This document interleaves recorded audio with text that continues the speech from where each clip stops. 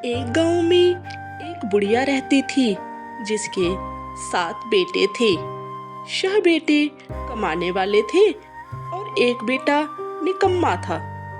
बुढ़िया माँ 6 पुत्रों का जूठा 7वें पुत्र को देती। 7वां पुत्र एक दिन अपनी पत्नी से बोला, देखो मेरी माता का मुझ पर कितना प्रेम है। वह बोली, क्यों नहीं भाई, सबका जूठा बचा हुआ तुमको खिलाती है। वह बोला, जब तक आंखों से न देखे मान नहीं सकता। पत्नी ने हंसकर कहा, देख लोगे तब तो मानोगे। कुछ दिन बाद एक बड़ा त्योहार आया। घर में 7 प्रकार के भोजन और चूरमा के लड्डू बने। वह पत्नी की बात को जांचने के लिए सिर दर्द का बहाना बनाकर पतला कपड़ा सिर पर ओढ़कर रसोई में जाकर सो गया और कपड़े में से सब देखता रहा।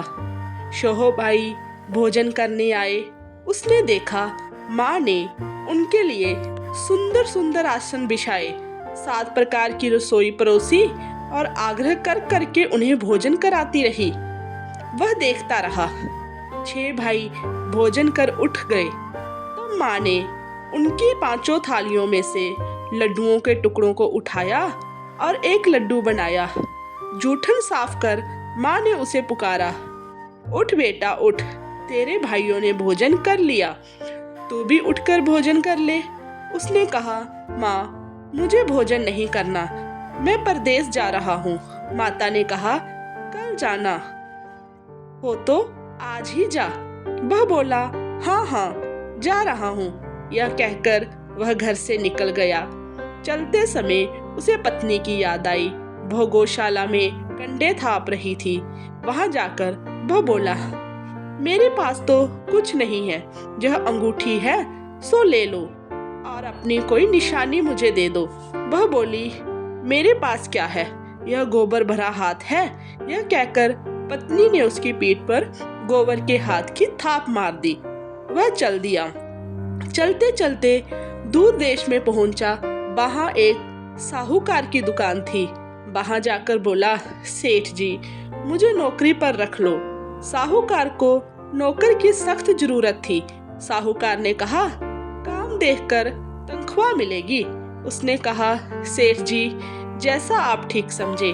उसे साहूकार के यहाँ नौकरी मिल गई। वह वहाँ दिन रात काम करने लगा।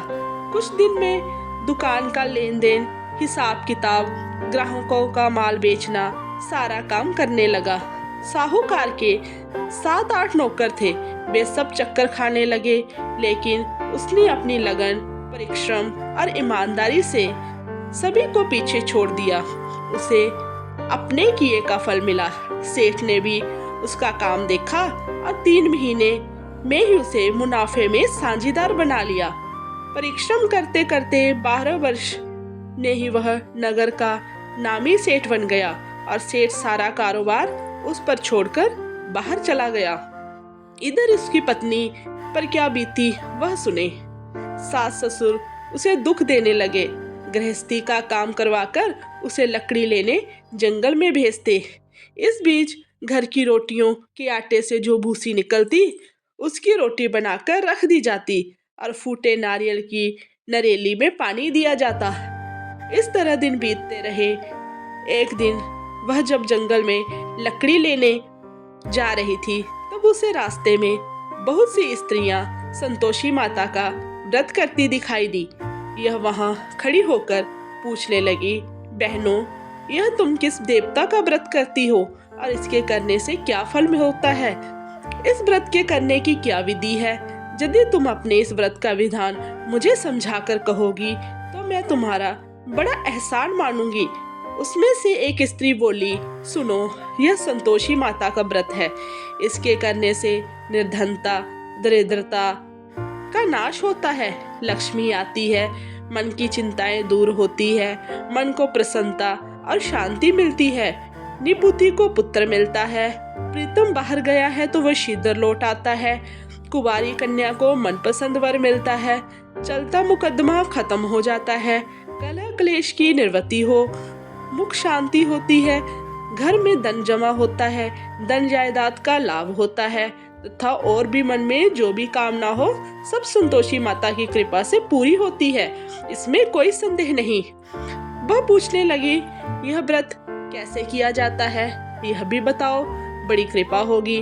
वह स्त्री कहने लगी, बिना परेशानी, श्रद्धा और प्रेम से जितना भी बन सके प्रसाद लेना, 5.25 पैसे से 5.25 आने तथा इससे भी ज्यादा शक्ति और भक्ति से अनुसार गुड़ और चना ले। हर शुक्रवार को निराहार रहकर कथा कहना सुनना, इसमें उसके ओम बीच कम नहीं टूटे। लगातार नियम पालन के करना, सुनने वाला कोई ना मिले तो घी का दीपक जलाकर उसके आगे यल के पात्र को रख कथा कहना, परंतु नियम ना टूटे। जब तक कार्य सिद्ध ना हो नियम पालन करना और कार्य सिद्ध हो जाने पर व्रत का उद्यापन करना। 3 मास में माता पूरा फल प्रदान करती है। यदि किसी के ग्रह खोटे हैं तो भी माता 1 वर्ष में अवश्य उसको अनुकूल करती है। कार्य सिद्ध होने पर ही उद्यापन करना चाहिए, बीच में नहीं। उद्यापन में 2.5 सेर आटे का खाजा तथा इसी अनुसार खीर तथा चने का साग बनाना, 8 बच्चों को भोजन कराना, यहाँ तक मिले देवर, जेठ, भाई, बंधु, कुटुंब के लड़के लेना, ना मिले तो रिश्तेदारों और पड़ोसियों के लड़के बुलाना, उन्हें भोजन करा यथाशक्ति दक्षिणा देना, माता का नियम पूरा करना। ध्यान रखना, इस दिन घर में कोई खटाई ना खाए। यह सुन वह वहां से चल दी। रास्ते में लकड़ी के बोझ को बेच दिया और उन पैसों से गुड़ चना ले माता के व्रत की तैयारी कर आगे चली। रास्ते में संतोषी माता के मंदिर में जा माता के चरणों में लौटने लगी, विनती करने लगी, माँ मैं दीन हूँ, निपट मूर्ख हूँ, व्रत के नियम कुछ नहीं जानती, मैं बहुत दुखी हूँ। हे माता मेरा दुख दूर कर, मैं तेरी शरण में हूँ। माता को दया आई। एक शुक्रवार बीता कि दूसरे शुक्रवार को ही उसके पति का पत्र आया और तीसरे शुक्रवार को उसका भेजा हुआ पैसा आ पहुंचा। यह देखकर जेठानी मुंह सिकोड़ने लगी। इतने दिनों बाद इतना पैसा आया, इसमें क्या बड़ाई है। लड़के ताने देने लगे। काकी के पास अब पत्र आने लगे, रुपया आने लगा। अब तो काकी की खातिर बढ़ेगी, अब तो काकी बुलाने से भी नहीं बोलेगी। बेचारी सरलता से कहती, भैया पत्र आए, रुपया आया तो हम सबके लिए अच्छा है। ऐसा कहकर आंखों में आंसू भरकर संतोषी माता के मंदिर में जा मातेश्वरी के चरणों में गिरकर रोने लगी। माँ मैंने तुमसे पैसा नहीं मांगा, तुमसे पैसे से क्या काम, मुझे तो अपने सुहाग से काम है। मैं तो अपने स्वामी के दर्शन और सेवा मांगती हूँ। तब माता ने प्रसन्न होकर कहा, जा बेटी तेरा स्वामी जल्दी ही आएगा। यह सुन खुशी से बावली हो वह घर आकर काम करने लगी। संतोषी माँ विचार करने लगी, इस भोली पुत्री से मैंने कह तो दिया कि तेरा पति शीघ्र आएगा, पर आएगा कहाँ से। वह तो इसे स्वप्न में भी याद नहीं करता, उसे इसकी याद दिलाने तो मुझे ही जाना पड़ेगा। संतोषी माता ने उस बुढ़िया के बेटे को स्वप्न में समझाया, पुत्र तेरी घरवाली कष्ट उठा रही है। वह बोला, हाँ माता यह तो मुझे भी मालूम है, परंतु क्या करूं, वहाँ कैसे जाऊं, परदेश की बात है, लेन देन का सारा हिसाब किताब है, कोई जाने का रास्ता नजर नहीं आता। आप ही कोई राह दिखाए कि वहाँ कैसे जाऊं। माँ कहने लगी, सवेरे नहा धोकर संतोषी माता का नाम ले, घी का दीपक जला, दंडवत कर और दुकान पर जा बैठना। देखते देखते तेरा लेन देन चुक जाएगा, जमा माल बिक जाएगा, सांझ होते होते धन का ढेर लग जाएगा। वह अगले दिन सुबह बहुत जल्दी उठा। उसने अपने मित्र बंधुओं परिचितों से स्वप्न में माता द्वारा कही गई बात कह सुनाई। वे सब उसकी बात सुनकर उसकी खिल्ली उड़ाने लगे। वे कहने लगे कि कहीं कभी सपने की बात भी सच्ची होती है। एक बूढ़ा व्यक्ति बहुत समझदार था। वह बोला, देखो भाई, मेरी बात मानो।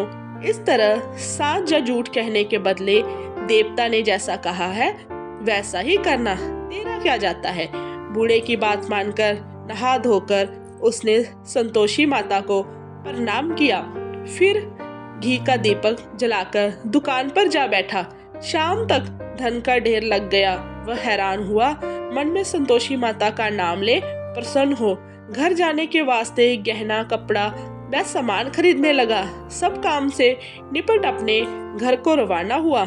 उधर उसकी पत्नी जंगल में लकड़ी लेने गई। लौटते वक्त थक जाने के कारण संतोषी माता के मंदिर पर विश्राम करने बैठ गई।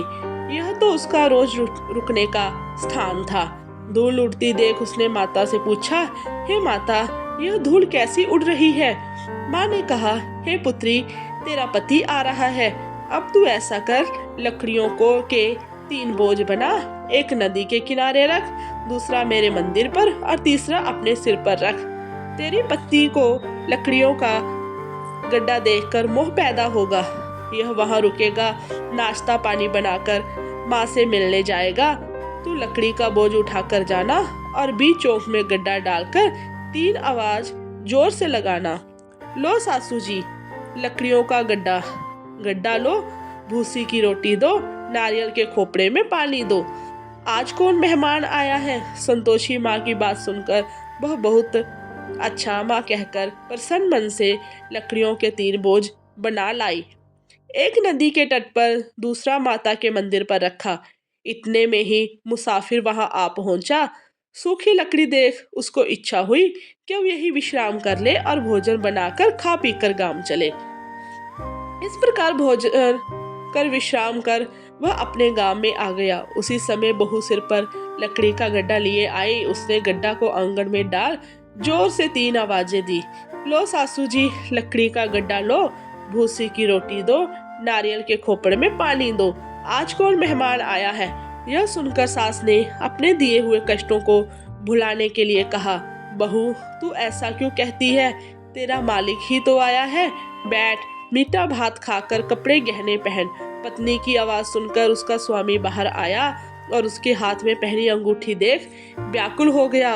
उसने माँ से पूछा, माँ, यह कौन है। माँ बोली, बेटा, ये तेरी पत्नी है। आज 12 वर्ष हो गए हैं जब से तू गया है। तब से ये सारे गांव में जानवर की तरह भटकती फिरती है। काम काज कुछ करती नहीं, 4 समय आकर खा जाती है।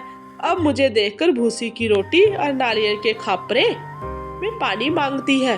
वह बोला, माँ, मैंने इसे भी देखा है और तुम्हें भी। मुझे दूसरे घर की चाबी दो, मैं उसमें रहूंगा। ठीक है बेटा, जैसी तेरी मर्जी, कहकर माँ ने चाबी का गुच्छा बेटे के सामने रख दिया। उसने दूसरे घर को खोलकर सारा सामान जमाया। एक ही दिन में वहाँ राजा के महल जैसा ठाठ बाट बन गया। अब क्या था, बस सुख भोगने लगी। अगला शुक्रवार उसने पति से कहा, मुझे संतोषी माता का उद्यापन करना है। पति बोला, बहुत अच्छा, खुशी से कर लो। वह उद्यापन की तैयारी करने लगी। जेठ के लड़कों को भोजन के लिए कहने गई। उन्होंने मंजूर किया, परंतु पीछे से जेठानी ने अपने बच्चों को सिखलाया, देखो रे, भोजन के सब लोग खटाई मांगना, जिससे उसका उद्यापन पूरा ना हो। लड़के भोजन करने आए, खीर पेट भर कर खाई, परंतु बात याद आते ही कहने लगे, हमें कुछ खटाई खाने को दो, खीर खाना हमें भाता नहीं, देखकर अरुचि होती है। लड़के उठ खड़े हुए, बोले, पैसे लाओ। भोली बहू कुछ जानती ना थी, उसने उन्हें पैसे दे दिए।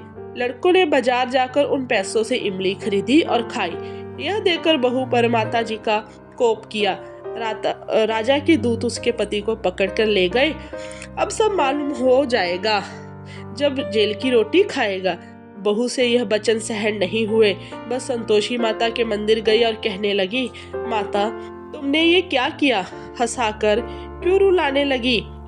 माता बोली, पुत्री, तूने मेरा व्रत भंग किया है, इतनी जल्दी सब बातें भुला दी। वह बोली, माता, भूली तो नहीं हूँ, ना कुछ अपराध किया है, मुझे तो लड़कों ने भूल डाल दिया, मुझे क्षमा करो माँ। माँ बोली, ऐसी भूल भी कहीं होती है। वह बोली, अब कोई भूल नहीं होगी। अब बताओ मेरे पति कैसे आएंगे। माँ बोली, पुत्री जा, तेरा पति तुझे रास्ते में ही आता मिलेगा।